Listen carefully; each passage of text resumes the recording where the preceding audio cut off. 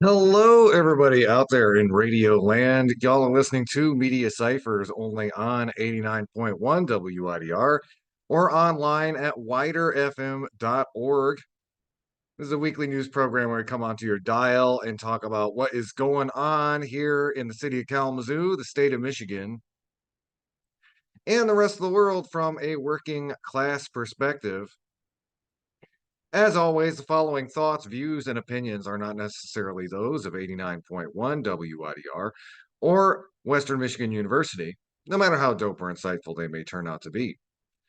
So we got a few things to talk about on the show today. I was actually originally I didn't think I was going to make it on. Originally, had planned to go up to Lansing with some comrades who are currently doing some picketing slash protesting for rent control, solidarity to them up there. I had some family issues I have to take care of after today's program, so I decided I kind of need to stay in town. And I thought as long as I'm in town, I might as well come onto the radio and tell everybody what's up. Um, and we're gonna start with a couple stories that are pertinent to the ongoing crisis in Gaza, the imminent invasion of Rafah. We're also going to be talking about some local issues related to PFAS in Kalamazoo's drinking water. An article from MLive that I kind of wanted to pick apart from kind of a media analysis perspective. Might be joined by one of my co-hosts on the program today. Still kind of waiting to hear back, see if they have availability or time to be coming on. But I think what I'm going to do, I'm going to start. This is an article from Left Voice talking about what is going on over at our friends over in Ann Arbor, over at the University of Michigan campus. And I want to give an important update. This is written about a week ago. It's published by Ryan McCarty. Headline of the article: University of Michigan campus protesters are keeping the focus on the genocide in Gaza. For the past 2 weeks, the encampment at the University of Michigan has been a site for collective learning and broad public information campaigns. It's hard to believe that the encampment at the University of Michigan, where students are protesting the university's financial complicity in the ongoing genocide in Gaza, is only 2 weeks old, although at this point, closer to 3 weeks. Since establishing the encampment, the broad coalition, led mostly by graduate student organizers but supported by undergrads, faculty and staff, and community members, has grown tremendously. Over the last 2 weeks, they have increased their actions, demanding the university divest from companies that profit from Israel's occupation of Palestine and war on Gaza. Over the last 2 weeks, camp activity has prioritized education and building community. Well over 100 permanent residents of the encampment have staged protests, teach-ins, and public engagement campaigns. They have drawn in donations from the community to establish a daily food supply for protesters and any community members who are hungry, free of charge. They've also established a small library stocked with handouts, zines, and donated books ranging from Palestinian histories and poetry to contemporary anti-colonialist novels. Haymarket Books shipped a box of books to the encampment to support its growth. They have even repaired long broken pieces of brickwork, replacing them with pro-Palestinian artwork. The encampment has also been the staging ground for demonstrations, calling on the university's president and board of regents to meet and discuss divestment. The regents, however, stand by their earlier position in March when they voted against divestment, citing their primary goals to quote unquote shield the endowment from political pressures and base investment decisions on financial factors such as risk and return.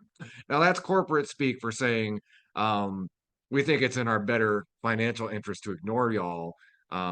Because apparently they have not brought sufficient public pressure yet to force the capitalists running the university to make the right decisions. So anyway, although the university initially took a more hands-off approach to the camp, tensions have flared more recently. Over the weekend, protesters were attacked by police outside of the University of Michigan Museum of Art, where the regents were attending an event. The next day, students took the demonstrations to their departmental graduation ceremonies and to the main graduation ceremony, with some waving Palestinian flags in front of the president on their way to receive their diplomas.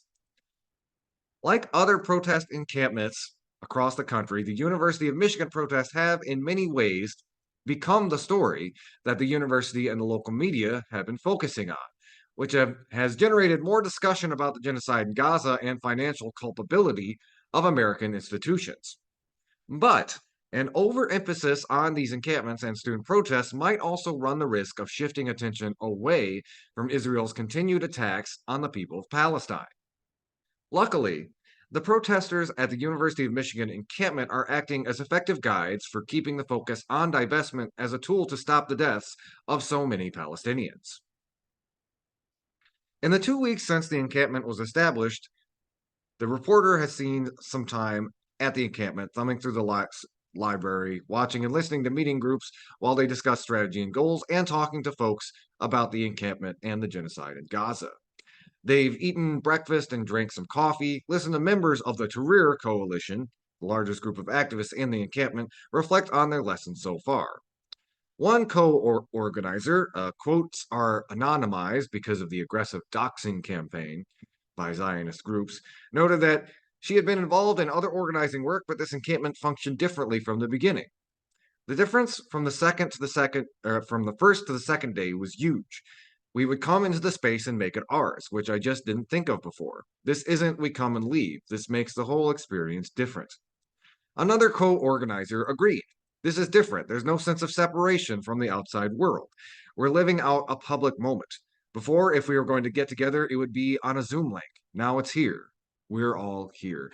And I think that also kind of speaks a little bit to kind of Zoom fatigue that a lot of organizers and activists dealt with during the in the heat of the pandemic. There is something to be said about meeting up with people face to face. That Zoom is very convenient, but there's more of a feeling of camaraderie and community when you're all able to actually kind of get together in person. The encampment is totally open to the public. This allows for a wide range of activism, but it also puts the protesters at risk, particularly from Zionist counter protesters who've approached the encampment from time to time, often taking pictures and videos of people in the encampment, but have so far avoided direct physical conflict, possibly because of the number of people participating in the protests and a general policy of not engaging with provocateurs. The increased presence of campus, city, state police, as well as private security contractors adds a constant threat of violence, particularly as instances of police brutality on campuses across the country spread. These dangers are driving folks at the encampment to see each other as even more important allies. As one grad student put it, being here together, living together all the time is visceral. This isn't an abstract solidarity. Another co organizer described this as one of her first lessons of the encampment. I really learned what it means to hold spaces together, about collective decision making, and a sense of safety, that we are all literally safe and that we feel safe with each other. This mix of community building, collective democratic processes, and personal safety struck the reporter as an especially important and potentially long lasting benefit of these encampments. But the people the reporter talked to were careful not to fall into the traps laid by the mass media focused on the encampments.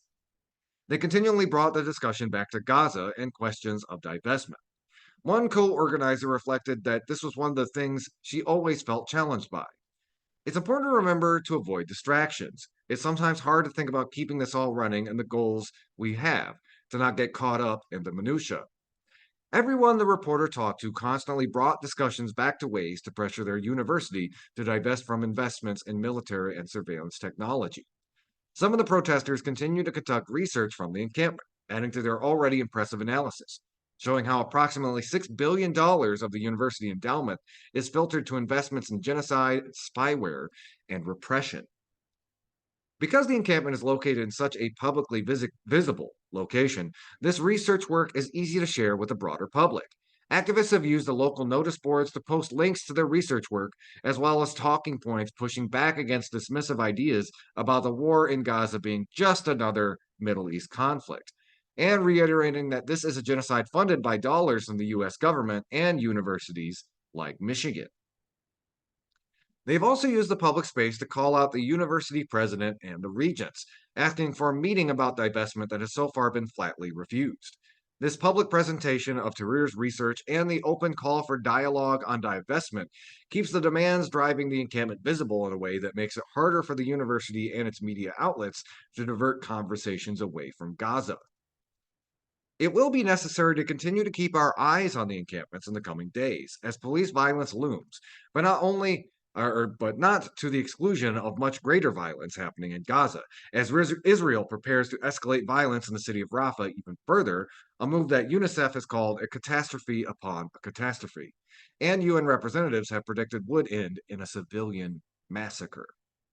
It is important to keep focus on the fact that these two struggles, the genocide in Gaza and the campus protests against the genocide, which are facing increasingly repressive reactions of their own, are linked. The bombs and bullets being used to kill Palestinians every day are paid for largely by money from the United States. It is clear that President Biden will not willingly take the necessary steps to end the slaughter of innocent people in Palestine. Just to clarify, since this article dropped, President Biden has said that they are going to stop certain arms shipments to Israel, conditional on their imminent invasion of Rafah. There's deeper analysis to be made there. I mean, is it too little, too late? That's kind of something worth asking. It is also worth noting, though, that there are a lot of American-born defense contractors that are still shipping weapons to the Israeli government. And while certain munitions are not making their way there, there is still a lot of taxpayer-funded weapons and resources going to the Israeli government as they are currently enacting a siege on the last safe city in the Gaza Strip. Going on, it says it is clear that it is clear that Israel will not willingly stop their assault on Gaza. Demands for economic divestments, demands like those should be shouted from encampments across the country, are one of the best avenues for stopping the genocide in Palestine. That article was written by Ryan McCarty. It was published on May 8th. Headline was University of Michigan campus protesters are keeping the focus on the genocide in Gaza. We will link to that article in our comments. Y'all are listening to Media Cyphers only on 89.1 WIDR or online at widerfm.org. Again, you can find us online as well. We have a YouTube and Media Cyphers Kalamazoo podcast. You can find the latest updates on there. In any case, keep your dialogues. We've got more to talk about on the program. Coming up, we're going to be heading back to the local level, talking about PFAS in Kalamazoo's drinking water. And then later on in the show, we'll be revisiting the siege in Rafah. Y'all are listening to Media Cyphers, your only source for political revolution.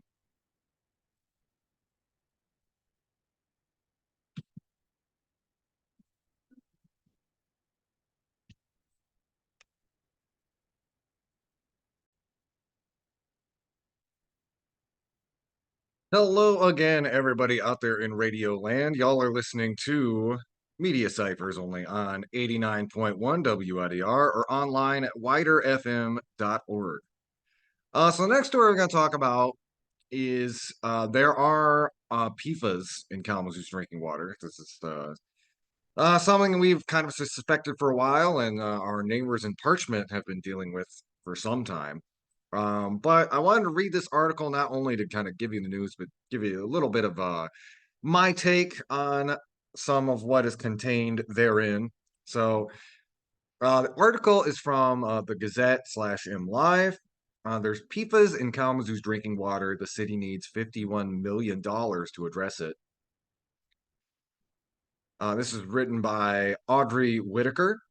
It's published just a few days ago on May 12th. PFAS levels at a Kalamazoo drinking water pumping station on the city's east side are above the U.S. Environmental Protection Agency's new enforceable maximum containment levels. A $51 million project from the city would bring it back into compliance and protect residents' health. On Monday, May 20th, the City Commission will decide if the city can pursue state funding for the project. PFAS are polyfluoroalkyl substances that are known to cause cancer, liver damage, birth defects, and autoimmune diseases. The synthetic chemical is widely used to make products resistant to stain, grease, and water. PFOs, PFNAs, and PFNBs are just a few of the thousands of PFAS, or otherwise known as forever chemicals, that build up in the air, water, soil, fish, and wildlife instead of breaking down over time. Water pumped out of the ground at Pump Station 14 and the city's other 15 pump stations is treated and sent out to homes. A mixture of water from pump stations across the city flows out of Kalamazoo taps. Water tested at Pump Station 14, which is near Spring Valley Lake and Ascension Borges Hospital, currently exceeds the EPA's new PFAS limit with an average of 4.2 parts per trillion after it was treated, said Public Services Director James Baker. Our stations are not currently designed to treat PFAS, Baker said. A very specific type or advanced treatment is needed for PFAS removal. While the only safe level of PFAS is 0, the EPA allows 4 parts per trillion, the lowest level labs can reliably detect and the lowest level that water systems can effectively remove them, the agency says. Before the EPA updated its rules in April, the station was nearly 4 times below Michigan's 16 parts per trillion limit. In 2018, the city of Parchment switched the Kalamazoo system as a drinking water source after PFAS chemicals were found entering the Parchment water supply at levels 20 times greater than a state and federal health standard. There is no particular reason PFAS levels are higher near Spring Valley Lake, Baker said, besides the prevalence of the chemicals in day to day life. Unlike other pump stations, it isn't near any industrial or known contamination sites. I want to make a quick little aside here to talk about how there has been a lot of attention to kind of the legacy of PFAS chemicals, especially in Parchment. You had the old paper mill, you had decades of industrial runoff in those areas that built up PFAS over time. And kind of the part that isn't really being spoken out loud here is the way that these quote unquote forever chemicals are getting so baked into our local ecosystem that even in areas that maybe don't live next to, graphic packaging or the old Allied paper mill down on Alcott, even in places that are geographically, they have some distance between them and those, industrial areas, we are seeing this contamination in the groundwater, in the soil.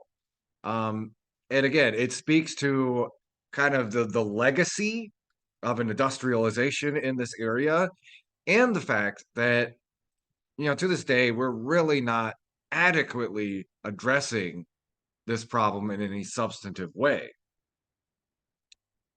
Going on. The city wants to consolidate Pump Station 14 with Pump Station 5 to the south. It would build a raw water pipeline between the long roadways.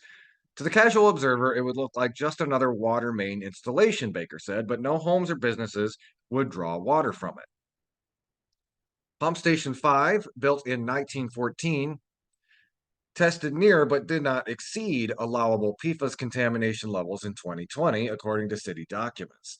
The city wants to rebuild the station, routing water from Pump Station 14 there and installing iron and PFAS filtering equipment.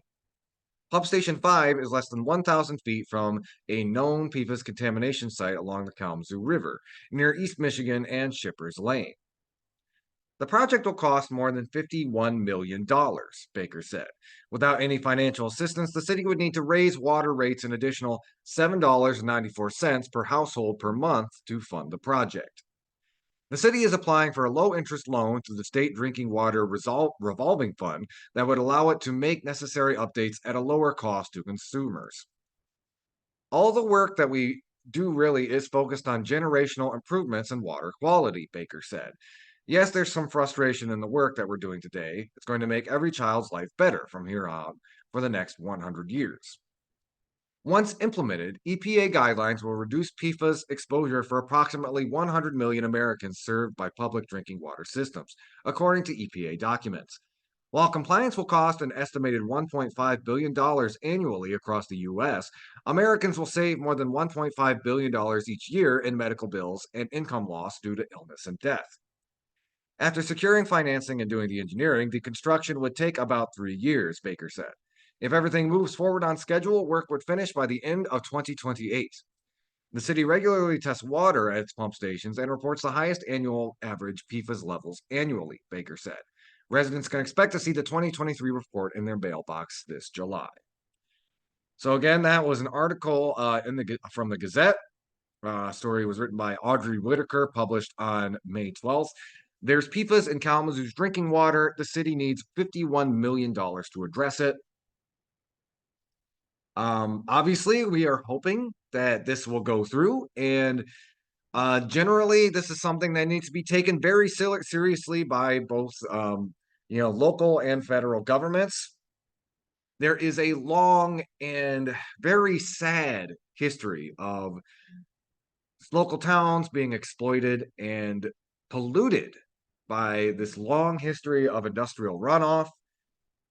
Local cities like ours need the resources to be able to clean up the mess left by generations of industrial runoff, so that, well, we don't all get cancer, to put it lightly. Y'all are listening to Media Cyphers only on 89.1 WIDR or online at widerfm.org. We're going to take another quick little break. We come back, we're going to do some media analysis from a recent article from MLive talking about, well, uh, capitalist propaganda, but that's probably not really the way that they frame it. Y'all listening to Media Cyphers only on 89.1 WIDR or online at widerfm.org.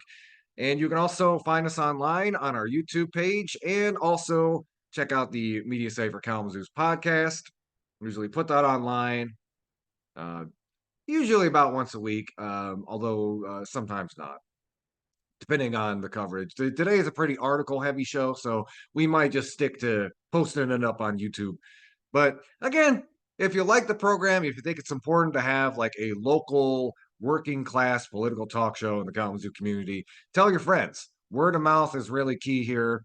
Algorithms from corporations like Meta are not doing us any favors, so it really is word of mouth that gets the word out about this program. We will be right back. This is Media Cyphers, your only source for political revolution.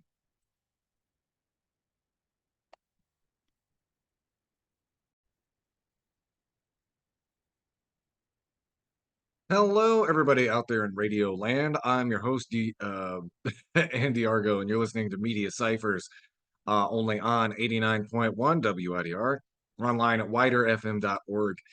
So now we're back. There's an article from MLive I wanted to talk about. And we do a little bit of like um, interesting media analysis with this one because it's like there's a lot. There's some kind of we're gonna fact check this a little bit, and we're also going to kind of talk about what is spoken and what is unspoken. But it's an article about political propaganda, essentially, and it's political propaganda coming from kind of the corporate wing of the Democratic Party. Which we're no fans of on this program, but there is the way that this article frames it is misleading, and as a leftist, really kind of irritates me in a visceral way, and I'll explain why in a little bit here. But let me give you the context. So this article is about this kind of this random leaflet style newspaper that people have been receiving in the mail called the Michigan Independent. That again, people have not been subscribing to or anything like that. It's a 9-page broadsheet, and it looks like any other local paper. It's got headlines, stories, quotes, crossword puzzle. It's even got a recipe for lemon herb chicken. But the Michigan Independent has no about page, no contact details, and very vague details about its ownership.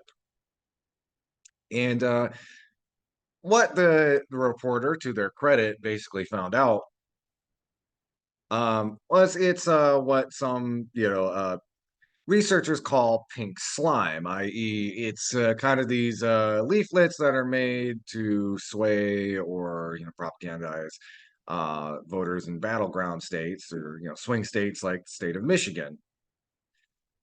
And according to a researcher for NewsGuard, the tactic of them using old-fashioned newspapers is them trying to establish themselves as local. It publishes online and delivers print papers to nearly 1 million readers, making it one of the most widely circulated newspapers in Michigan. The American Independent Foundation, which operates 4 state news outlets, describes its mission as "quote unquote" using journalism to educate the public. they need about local and federal issues. But it's tricky to identify who owns a news network, even though a trail of breadcrumbs point back to Democratic operatives, a super PAC.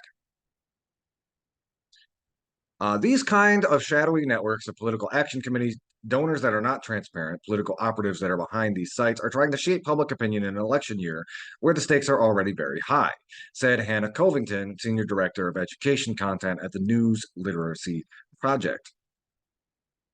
Many of the stories under the American Independent umbrella, according to NewsGuard, consistently advanced a pro-Democrat agenda. When NewsGuard analyzed 5 news websites during the midterm election, it found it deemed Michigan Independent a questionable source because its stories favor the left and usually denigrate the right.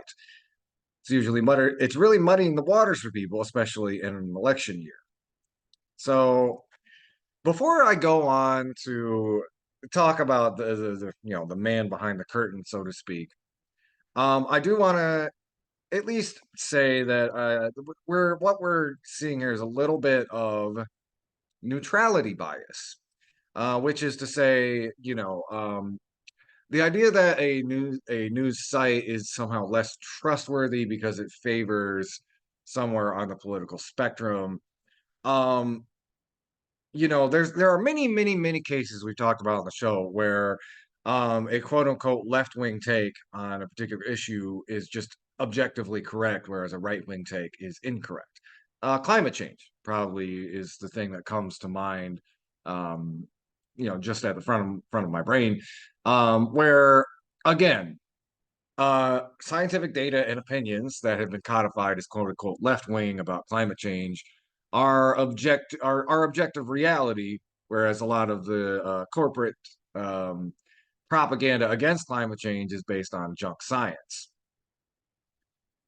So again, that's an avenue we've seen false neutrality bias rear its ugly head, and whether a particular newspaper is favoring more towards the right or favoring more towards the left, um that should not be viewed as whether or not a publication is quote unquote honest or not.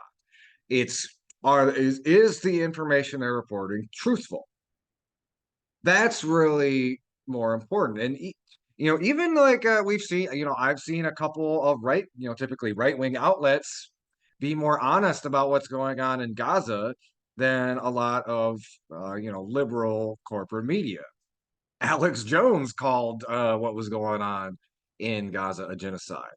It's a case of like broken clock being right twice a day. But again, the way we kind of especially you see this a lot from the corporate media, they try to frame like, a news outlet is only credible if it is quote unquote fair and balanced and it favors this kind of centrist position. That no longer makes sense in today's political landscape. And oftentimes, if you are going to approach it that way, you are going to be giving a platform to misinformation. And like let's be honest here, reality tends to have a left-wing bias in most cases. So I just it's this false neutrality bias is like just it's a bad way to frame this. Again, this isn't to say that this is a good thing, um, because it does it's trying to misrepresent itself as like a local newspaper. This is some seedy stuff. And the real story here is that, you know, unaccountable super PACs are funding these fake newspapers and sending them out. That's the story. Whether they are, kind of representing the Republican or Democratic Party is kind of immaterial. We're trying to talk about money and politics and how that filters down and filters out into the propaganda you and I receive in our mailbox. Now, I also want to point out the way that's framing, talking about it. Oh, it has a quote unquote left wing bias. Now, who's actually behind this? This is important. The Michigan Independent appears to be tied to the American Independent, a progressive news site launched by David Brock in 2016. Okay, let me tell y'all who David Brock is. David Brock is one of the most infamous propagandists fighting for the corporate wing of the Democratic Party. Those of you who are old enough may remember in 2016, David Brock led the charge against Bernie Sanders on behalf of Hillary Clinton, basically running a 24/7 smear operation against them, and has since basically done the same against many progressive and Democratic socialist candidates across the country. The news site that David Brock launched calls itself progressive in an attempt to muddy the waters by trying to claim that corporate Democrats are progressive and that they hold the flag of progressivism. And this article, which apparently does enough research to bring up that David Brock is behind this without doing the subsequent research about who David Brock is going to take David Brock at his word that he runs a quote unquote progressive news organization. He's also related to a Democratic super PAC called American Bridge 21st Century and a liberal journalism organization called Media Matters. Again, David Brock has basically been a thorn in the side of actual progressive organizers and actual social democrats for years. He is no friend to the left. He is a friend to the corporate centrism that is at the core of the Joe Bidens, Hillary Clintons, Barack Obamas of the world. In fact, David Brock is so maligned in progressive circles. There's this great story that I just never forget. The Bernie delegates in 2016 at the Democratic National Convention in Philly literally chased this dude into a bush because of just the smear operation he'd ran against Bernie Sanders for so long. And I also want to speak to the way this article frames American politics. The corporate Democratic Party is not the left. They do not, if this paper has a bias towards the Democratic Party, it does not have a bias towards the left. And I get it. That's how we're kind of raised in America. The political spectrum is Democrats are the left, Republicans are the right.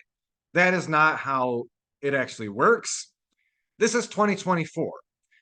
And I'm going to tell MLive, y'all should know better. Young people understand these definitions. The liberals are not the left. Democrats are not the left. If you are on the left, you oppose capitalism. You are against capitalism. You are a critic of the capitalist system. The Democrats are not. They might want a kindly, gentler form of capitalism than the Republicans, but they are capitalists. And there is nothing left wing about the David Brocks of the world or whatever propaganda newspapers they're sending into people's mailboxes. And it is up to us to try to cajole this old media apparatus to understand those definitions, because by muddying the waters and claiming that the Democrats are on the left, that gives ammunition for Republicans to pose themselves as these faux populists who quote unquote claim to represent the working class while simultaneously gutting it. David Brock and the Democratic Party are not the left, and I am using my platform on this radio show to remind MLive of that very important point and that reality. So again, if you'd like to read this article yourself, you can find it online, MLive. A newspaper delivered to 1 million Michigan mailboxes might be pink slime. This was published today on May 14th. It was written by Rose White. We're going to take a quick little break. We come back, we're going to do some national, international coverage about what is going on in Gaza right now. Y'all listening to, or actually, you know what? First, I think we're going to do a piece on the climate crisis, and then we're going to pivot to Gaza. Y'all are listening to Media Cyphers only on 89.1 WIDR or online at widerfm.org, your only source for political revolution.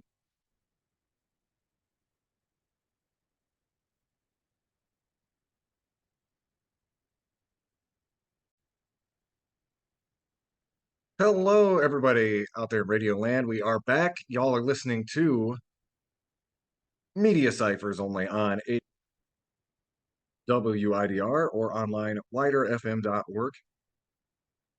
So this next story, we're going to pivot a little bit towards climate change, and this is also very pertinent to those of us here in the state of Michigan. The quick pause is I'm reading this off my phone, so you might see me looking down if you're watching the video. But This is an article from Truthout. It was published today on May 14th. Climate crisis-driven wildfires in Canada prompt air quality warnings in the United States. Smoke from Canadian wildfires has prompted air quality warnings for some states in the upper Midwest of the United States. Although wildfires in Canada have not yet reached levels seen during last year's disastrous wildfire season, they have still wrought a destructive path, resulting in mass evacuations in some areas.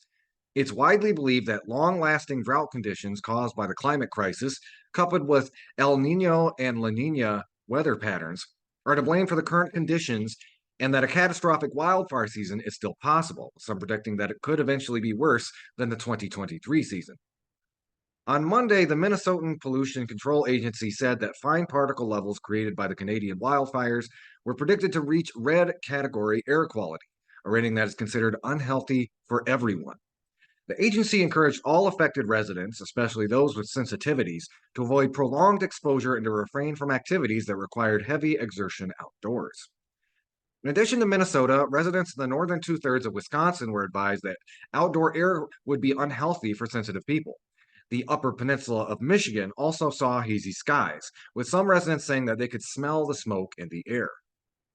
The Associated Press reported that smoke and problematic atmospheric conditions could hit more southern areas of the Midwest by midweek, spreading into Iowa and northern Illinois and even reaching Chicago, and potentially also southwest Michigan. More than 24,000 acres of Western Canada have been consumed by wildfires so far. As of May 12th, there are 90 wildfires actively ongoing. Meanwhile, in Canada, thousands of residents have been evacuated due to the spread of fires, including about 7,200 people near the Northern Rockies Regional Municipality and Fort Nelson First Nation. Government officials in those areas have warned residents that should they choose to stay despite the evacuation orders, there won't be enough resources to help them if they need aid, nor will grocery stores or other places be open until the situation calms down. This is an extremely difficult time for people that have been impacted. Our thoughts are with you, and the province is there to support you, said Bowen Ma, the Minister of Emergency Management and Climate Readiness for British Columbia. Canada experienced its worst year of wildfires in 2023, when around 45 million acres were burned. Although wildfires may not reach the same levels this year, the conditions at the start of the current wildfire season indicate that it could still be a bad year overall. Government officials warned in April about the impending season, noting that with a drier than usual winter in Canada this year and higher temperatures along with it, the summer months would likely be devastating. With the heat and dryness across the country, we can expect that the wildfire season will start sooner and end later and potentially be more explosive, said Harjit Sajjan, the Minister for Emergency Preparedness, during a press conference last month. The trends likely have to do with the global climate crisis. Indeed, 2023 was the hottest year ever recorded. Multiple studies have demonstrated that warmer global conditions make it easier for vegetation to dry out, a key component in fueling more disastrous wildfires in Canada and elsewhere.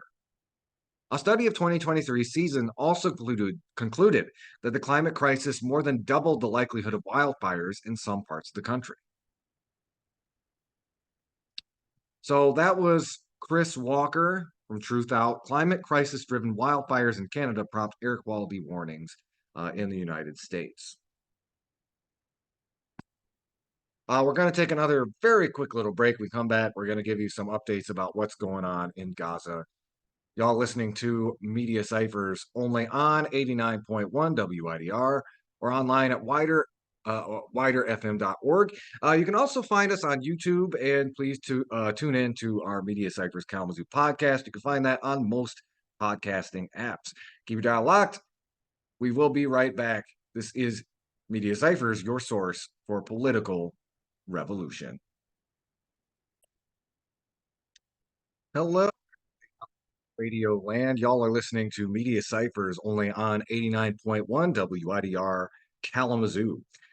So we're going to be spending most of the rest of the hour talking about what giving some updates on what's going on in Gaza, and we're going to do some this next piece is we're basically just I'm going to be reading back some kind of breaking reporting coming out of Gaza from Democracy Now!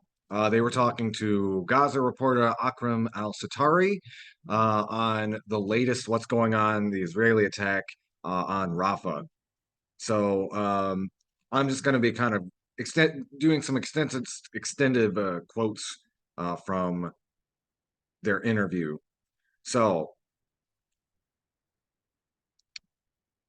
this is reporter Akram al-Satari on the ground in Rafah. To start speaking about the situation, I would portray to you and all the viewers a situation that was taking place not far away from me. A few yards in the background, there were some mothers, sisters, daughters, and granddaughters also weeping over the death of their dears.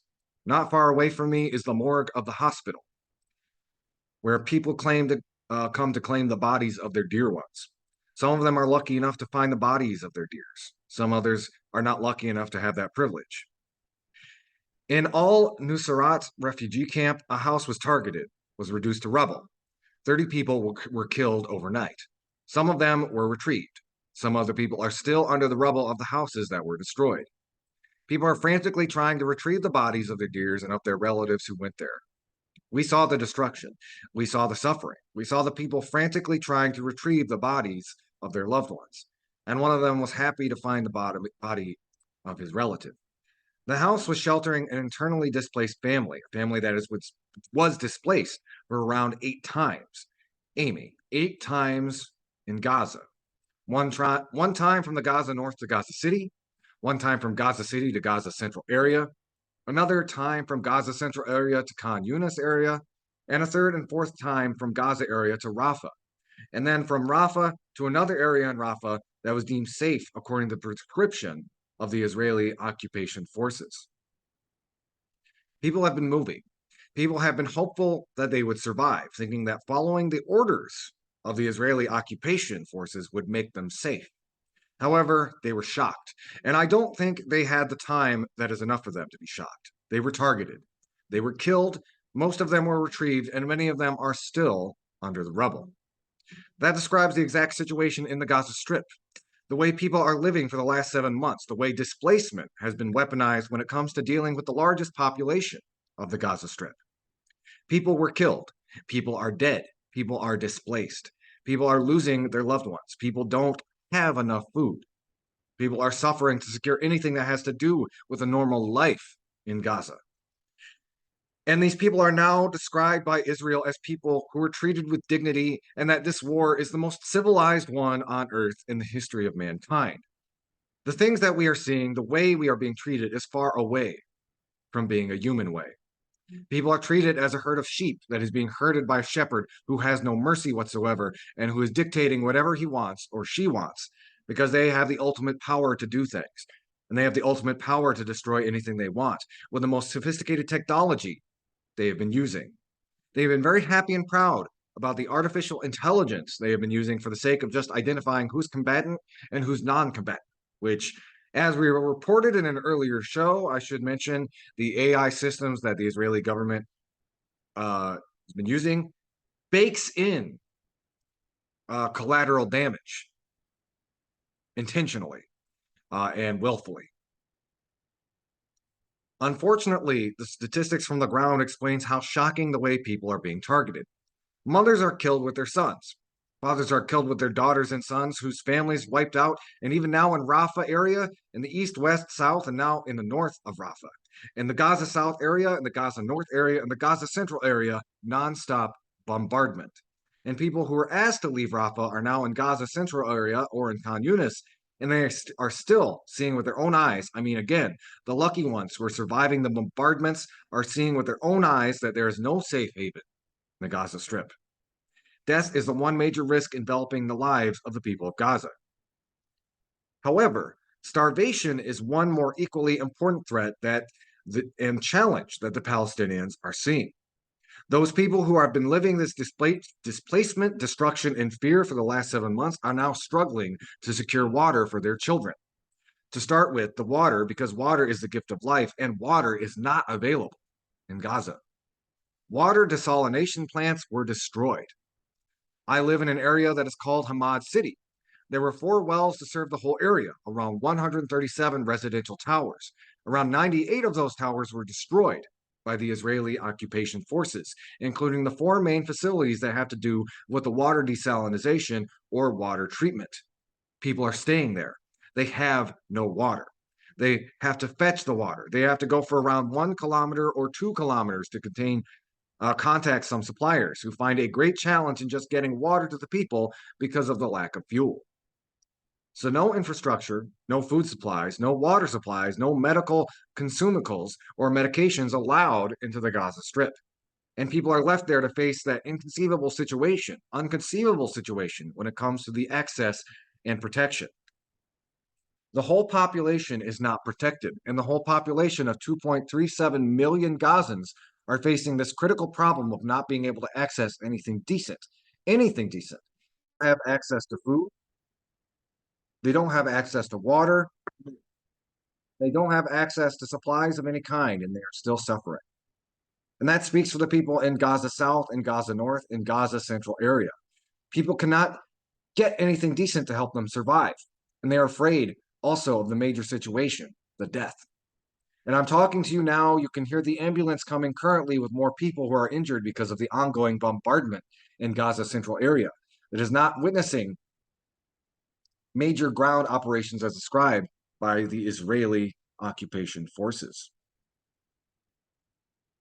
So the whole situation is dire, is extremely catastrophic, is aggravating into something extremely ugly, unacceptable, and unbearable. It is not justifiable according to the dictates of international humanitarian law, nor the international law and the instruments that have to do with the dignity of the people, with the safe and sound access to resources at the times of conflict. People have been deprived. People have been deprived of the decent access for around 17 years now because of the strict blockade that has been imposed on the Gaza Strip. And now they are being targeted. They are being deprived. They are being displaced, and they don't know what is next going to happen to them. They are afraid from death. They are afraid from hunger. They are afraid from the very lacking situation they have been living, and they don't know what the future holds from them. Northern Gaza has been seeing a large-scale ground operation. Israeli occupation forces declare that they have won the war in Gaza North. They declare that they have destroyed Hamas power, and now they're coming back apparently to win against Hamas, up till some certain time when they will come back one third time to also win again. They come back to Gaza North. They targeted Al Zitoun neighborhood. Al Zitoun neighborhood was declared as a clear area from Hamas like around 3 months ago. And now they're coming back there. They're conducting a major operation. They're using 3 battalions in that fight, 3 brigades in that fight, and they have been attacking the infrastructure. The image that is coming from Al Zitoun area shows very comprehensive and intensified bombardment. Whole blocks are in smoke. The horizon is filled with black smoke, which is indicative of the ongoing fires resulting from the ongoing bombardment. And with that ongoing bombardment comes the ongoing death and destruction and injury resulted to the people. And people who are living there are also having this extremely serious problem of not having enough access to the ambulances, enough access to the hospitals, enough access to primary healthcare clinics.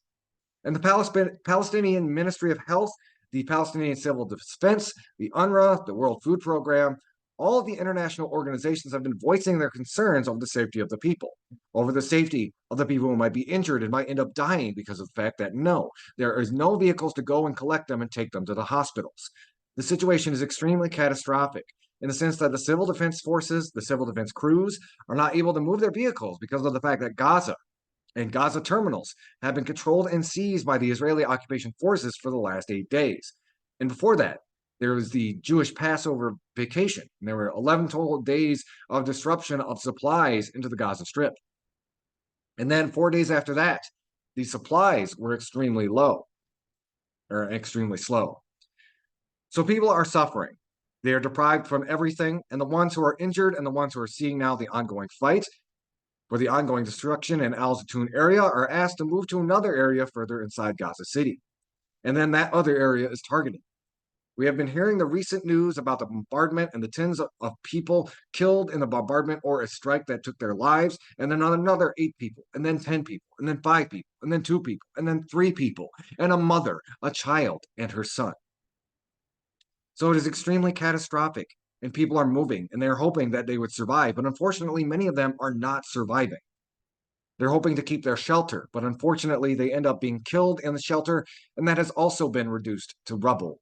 on their head.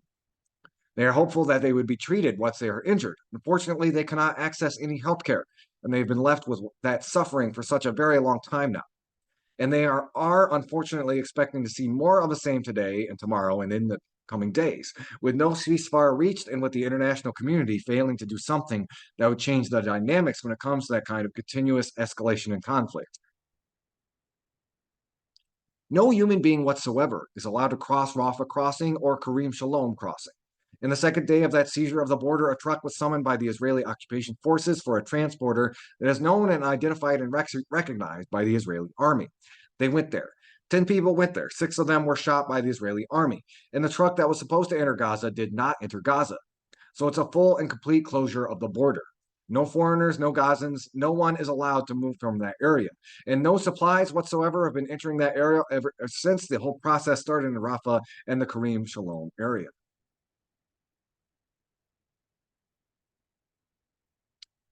Reporting from Gaza is a great challenge for me and for every single reporter who's in Gaza. We are part of this fight. We were made to be part of this fight by the Israeli occupation forces, although our job as journalists is to provide as accurate and sound image about the situation as we can. And we have been trying. We are humans and we are Gazans, and we are suffering just like these other people.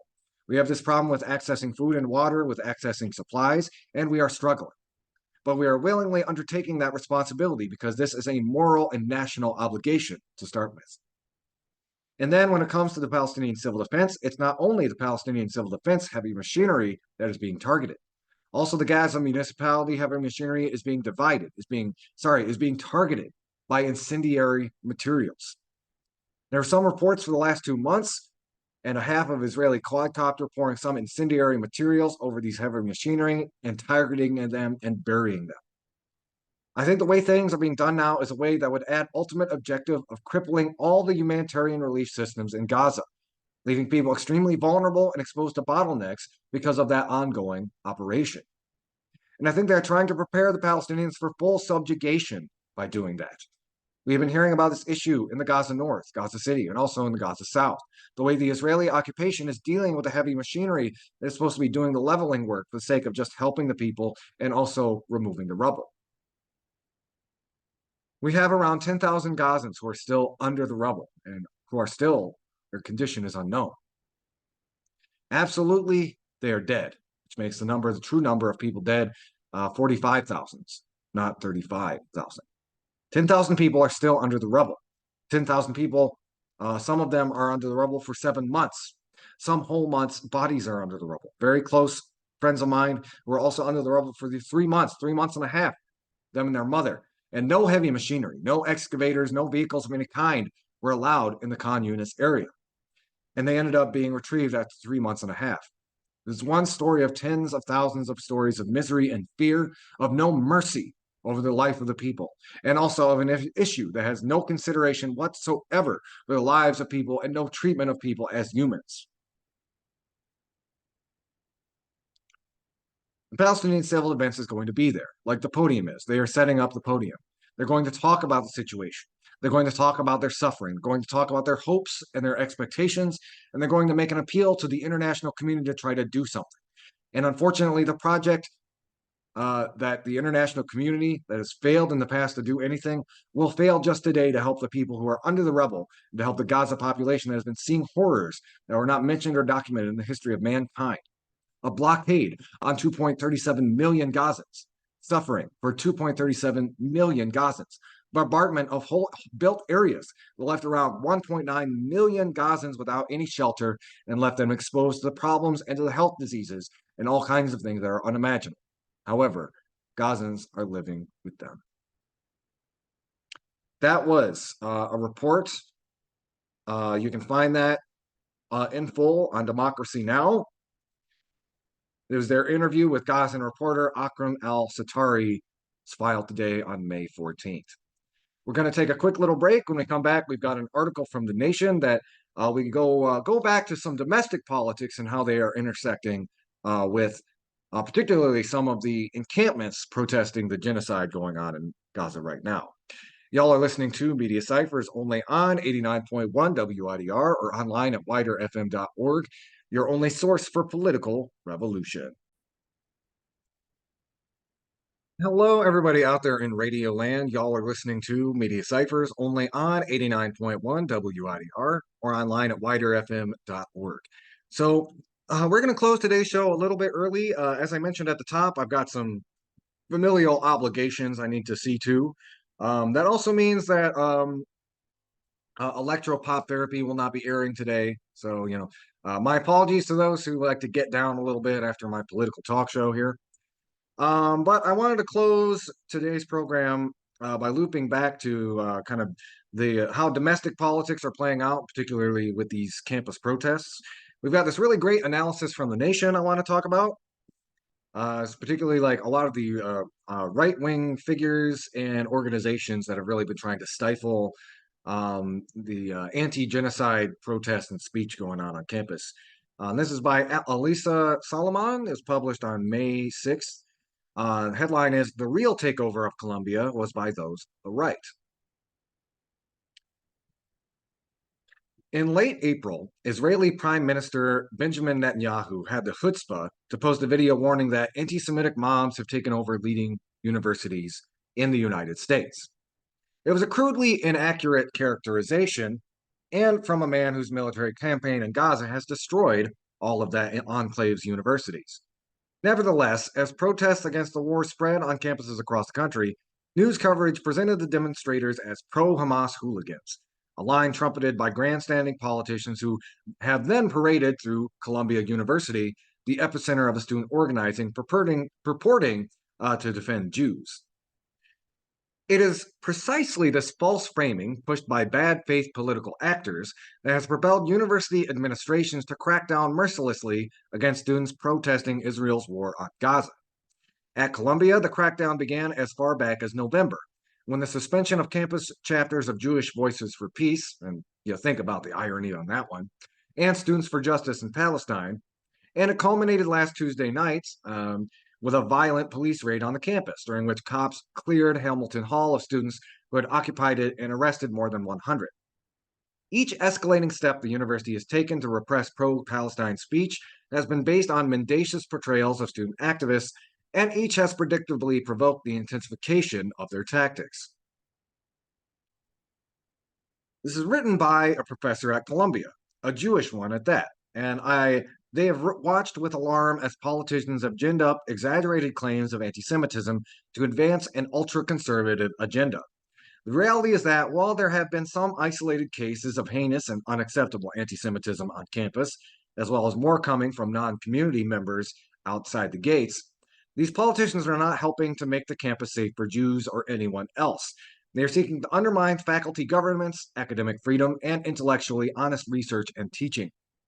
If anyone is trying to take over the university, it is these right-wing opponents of the critical thinking and learning that universities foster. A list of some of the most vocal politicians is revealing. House Speaker Mike Johnson made a demagogic whistle stop to Columbia on April 24th to denounce quote-unquote lawless agitators and radicals who had been allowed to spread the virus of anti-Semitism. He was joined by Republican Representatives Virginia Foxx, Nicole Maliotakis, Anthony D'Esposito, and Mike Lawler. Around the same time, Senators Josh Hawley and Tom Cotton demanded that the National Guard be called to quell what Cotton hysterically called the nascent pogroms at Columbia. Meanwhile, Representative Elise Stefanik, the star browbeater of the hearings on campus anti-Semitism called by the House Education and Workforce Committee, has been gunning for the resignation of Columbia President Nimat Shafiq, a matter that is not the purview of politicians, but of faculty, administrators, and trustees. These politicians are the same ones who have spent much of the last few years trying to quash critical academic engagement with topics like the history of slavery or the variable nature of gender. Now they have declared criticism of Israeli behavior and of the ideology of Zionism off limits. They have done so with increasing support from their Democratic colleagues and with the aid of pro-Israel advocates who have worked long and hard to silence Palestinian expression. Never mind that some of these same politicians have trafficked in white supremacist rhetoric and are hardly reliable friends of the Jews. Ditto the headliners of a prayer rally near Columbia on April 25th, led by Christian nationalist Sean Fecht, meant to protect Jews by bringing the love of Jesus. They are exploiting exaggerated charges of anti Semitism, and they are doing this with the full, if perhaps unwitting, complicity of university leadership itself. When President Shafiq testified before Congress about campus anti Semitism on April 17th, she took a highly conciliatory tack. Apparently, she was angling to avoid the same gotcha traps that felled the presidents of Harvard and the University of Pennsylvania in similar hearings last December. She acceded to the committee's false premise that students were spewing anti-Jewish hatred, not demonstrating out of concern for Palestinian lives and liberation, and she effectively handed over to these meddling government officials the powers of faculty governments without uttering so much as a peep about principles of academic freedom. Yet, committee Republicans were not impressed. As the session came to a close, the committee's chair, Virginia Fox, warned Shafiq that they would bring her back if they didn't see more tangible progress. The message was clear.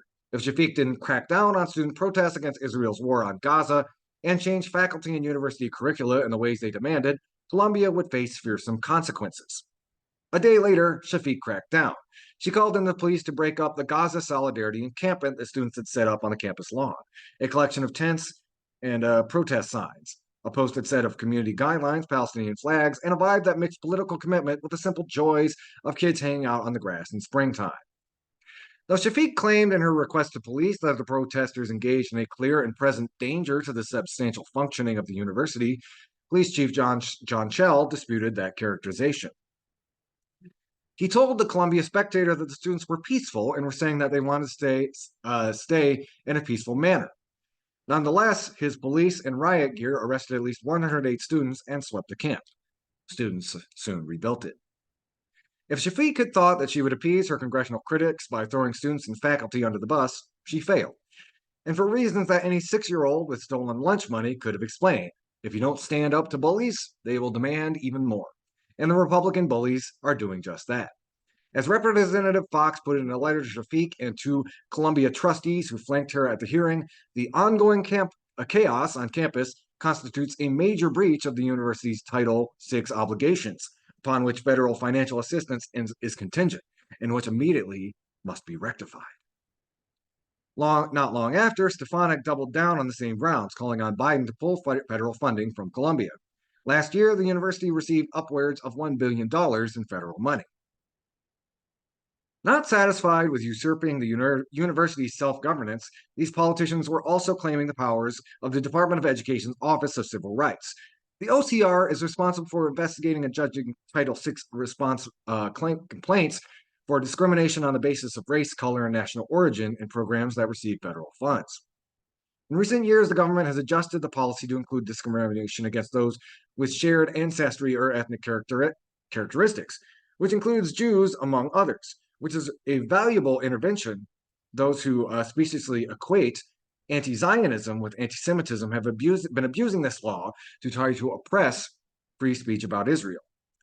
So far, the OCR has not found that anti-Israel expression itself has violated Title VI, but last week, the House pressed to require them to do so when they educated the flood of complaints related to campus protests of the last 6 months. By a bipartisan vote of 320 to 91, the House passed the Anti-Semitism Awareness Act, which would codify the federal civil rights law and the International Holocaust Remembrance Alliance's definition of anti-Semitism, which includes criticism of Israel. It's not yet clear what chance the bill has of passing in the Senate. Kansas Senator Roger Marshall has already decided he will oppose it, following House colleagues like Marjorie Taylor Greene and Matt Gaetz. Because, and get this, the IHRA definition lists the claim that Jews killed Jesus as an example of classic anti-Semitism. Apparently, this is a central tenet for these gospel-believing Christian fundamentalists. Shocking, before the OCR has even examined complaints about Columbia, Shafiq publicly agreed with these Congress members that the university had been the site of violations of Title VI. In a message she sent to Columbia community on April 29th, the day before she called in the cops to sweep Hamilton Hall, she claimed that the encampment had created an unwelcoming environment for many of our Jewish students and faculty. External actors have contributed to creating a hostile environment in violation of Title VI, especially around our gates that is unsafe for everywhere, including our neighbors. By acquiescing to the inaccurate accusation that the university has become a hotbed of discrimination, And by inviting riot cops to Morningside Heights to repress political speech, Shafiq has not only made our campus unsafe for everyone, she has also imperiled us academically and materially. She has handed over Columbia's function and future to enemies of our mission. The reactionary conquest should put universities all across the country on alert. Congressional Republicans are pushing to sabotage higher education, and Jews, some willingly, are dangerously the excuse. Again, that was from The Nation, written by Elisa Solomon, who's faculty staff at Columbia University. The real takeover of Columbia was by those on the right. All right, we're going to go ahead and leave you there. Again, you can find all the sources of our show on our show notes. You can find us on YouTube and our Media Cyphers Kalamazoo podcast, and you can find us on Facebook. Thank you all for listening to the program, and until next time, keep on fighting for that revolution solution.